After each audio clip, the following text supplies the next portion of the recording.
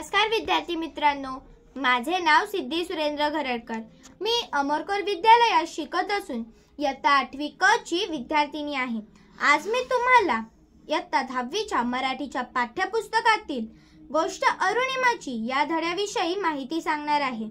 अरुणिमा स्नेहा यांचा जन्म 20 जुलै 1988 रोजी झाला। त्या जगातील सर्वोच्च शिखर असलेले माउंट एव्हरेस्ट पादांक्रात करणारी जगातील पहिली अपंग झालेली महिला आहे। ती भारतीय आहे।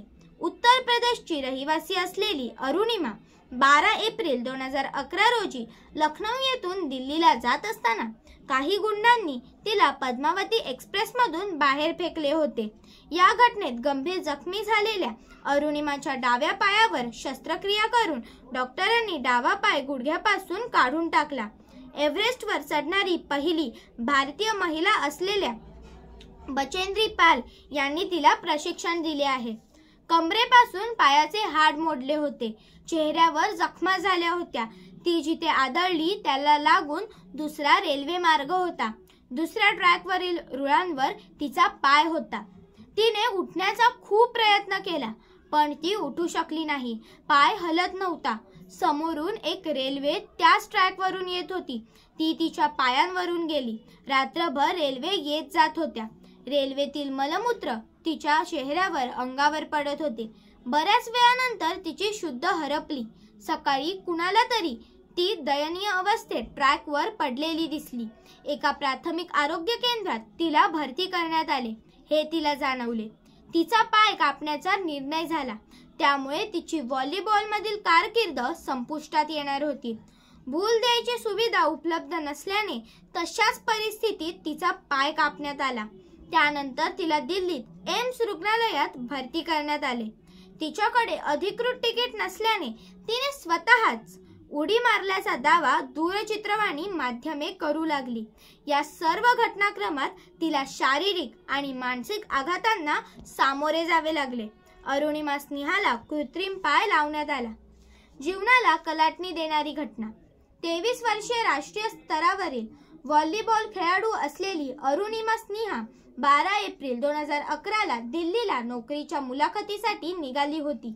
लखनौ येथून ती पद्मावती एक्सप्रेसमध्ये साध्या डब्यात चढली। रात्री काही तरुण हातात चाकू घेऊन डब्यात घुसले। सगळ्यांना धमकावून जे मिळेल ते लुटू लागले। कोणत्याही प्रवाशाने विरोध केला नाही। अरुणिमाच्या गळ्यात सोन्याची साखळी होती। दरोडेखोर तिच्या जवळ आले। एकाने तिला साखळी देण्यासाठी दरडावले। दुसरा तिच्या गळ्यापाशी हात नेऊ लागला। तिने विरोध केला। एकाने तिच्या पोटावर लाथ मारली। तिच्या गळ्यातील साखळी ओढून घेतली। कोणीही विरोध करत नसताना एक मुलगी आपल्याला विरोध करते आहे हे पाहून त्या दरोडेखोरांनी भरधाव रेल्वेमधून तिला ओढत दरवाजापाशी नेले आणि बाहेर ढकलून दिले। प्रशिक्षण। भारतात केंद्र सरकार आणि संरक्षण मंत्रालयाच्या नियंत्रणाखाली येणारी एकूण 4 पर्वतारोहण केंद्रे आहेत। येथील प्रशिक्षण कस लावणारे असते। अरुणिमा उत्तर काशीच्या केंद्रात दाखल झाली। अत्यंत कठीण कडक प्रशिक्षण सुरू झाले। चालताना ती सगळ्यांच्या मागे राहायची कारण मध्येच पाय मांडीतून निघून जायचा। तिला इतरांपेक्षा 3 ते 4 तास उशीर व्हायचा कारण पायातून रक्त यायचे। तिची माउंट एव्हरेस्टवर चढाई। प्रशिक्षण पूर्ण झाल्यावर तिने आपल्या अंतिम ध्येयाकडे लक्ष केंद्रित केले। अरुणिमा नेपाळकडे निघाली। काठमांडूला पशुपतीनाथाचे दर्शन घेऊन दुसऱ्या दिवसापासूनच तिची चढाई सुरू झाली। शेप्रा तिच्या मदतीला होता पण जेव्हा त्याला अरुणिमाच्या पायाबद्दल कळाले तेव्हा त्याने एका अपंग मुलीसोबत जाण्यास नकार दिला। अरुणिमाने विनवण्या करून शेर्पाला राजी केले। ती म्हणाली, तुम्ही एका अपंग मुलीसोबत चालला आहात असे तुम्हाला कुठेही जाणवणार नाही। काही दिवसांच्या चालण्यानंतर संकटे झेलीत मृत्यूच्या दाढेतून वाचत ती शिखरापासून काही मिनिटांवर येऊन पोहोचली। रस्त्यात अनेक प्रेते दिसली तेव्हा तिच्या समोर एक जर्मन पर्वतारोही पाय घासून मुख्य मृत्यू पडताना दिसला। एका ठिकाणी बर्फावर रक्त सांडलेले दिसते। पुन्हा काही प्रेते दिसली। त्या सर्व प्रेतांना ओलांडून ती पुढे गेली आणि शेवटी तिने एव्हरेस्ट सर केलाच। एप्रिल 2011ला तिचा अपघात झाला आणि 21 मे 2013ला सकाळी 10:55 ती पृथ्वीवरील सर्वात उंच जागेवर उभी होती. तिचा परतीच्या प्रवासात तिने कोणकोणत्या परिस्थितीशी कशी झुंज दिली हे आता आपण पाहूया. अजूनही एक फार मोठे संकट बाकी होते. तिचा प्राणवायू संपत आला होता. तिला जाणीव झाली होती की आता आपण खाली जिवंत परतू शकणार नाही. म्हणून किमान जगाला आपले चित्रीकरण दिसावे म्हणून तिने क्षेप्राला तिचे चित्रण करायला सांगितले. क्षेप्रा तिच्यावर प्रचंड चिडला, कारण परिस्थिती खूप बिकट होती. शिखरावर भयानक वेगाने वारे वाहत होते. लवकरच वादळ येणार होते आणि सगळ्यात मोठे संकट म्हणजे प्राणवायू संपत होता. पण तिची जिद्द बघून तो शेर्पाही नतमस्तक झाला.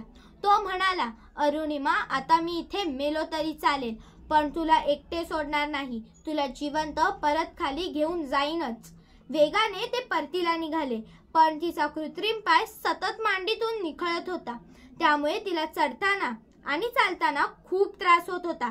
तिच्या डोळ्यातून अश्रू येत होते. उंच ठिकाणी चालताना तोंडात लाळ निर्माण होते. तिच्या तोंडातील लाळ खाली पडताना टक असा आवाज येई, कारण खाली पडेपर्यंत तिचा बर्फ होत असे. अश्रूही खाली ओघळताना त्यांचे बर्फ होत होते. तिचा हात काळा निळा पडला होता. यालाच फ्रॉस्ट बाईट, बर्फबाधा असे देखील म्हणतात. हात सुद्धा कापावा लागणार होता. शेवटी तिने एक भयंकर निर्णय घेतला. तिने तिचा कृत्रिम पाय काढून टाकला आणि तशीच एका हातात स्वतःचा कृत्रिम पाय घेऊन ती स्वतःला घासत चालू लागली. प्रत्येकामध्ये एक जिद्दी अरुणिमा स्नेहा असतेच. अरुणिमा स्नेहा हिची कहाणी म्हणजे अपंगत्वावर मार करून एव्हरेस्ट सर करणाऱ्या या अद्वितीय धैर्यशाली युवतीची प्रेरणादायी वाटचाल आहे. रेल्वे अपघातात दोन्ही पायांपैकी एक पाय गमवूनही तिने हार न मानता कृत्रिम पायांच्या आधाराने जगातील सर्वोच्च शिखर जिंकले.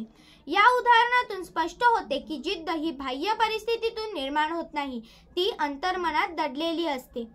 परिस्थिती कठीण असो वा अपघात झालेला असो, मी करू शकते हा विश्वास जागा झाला की कोणतेही शिखर गाठता येते.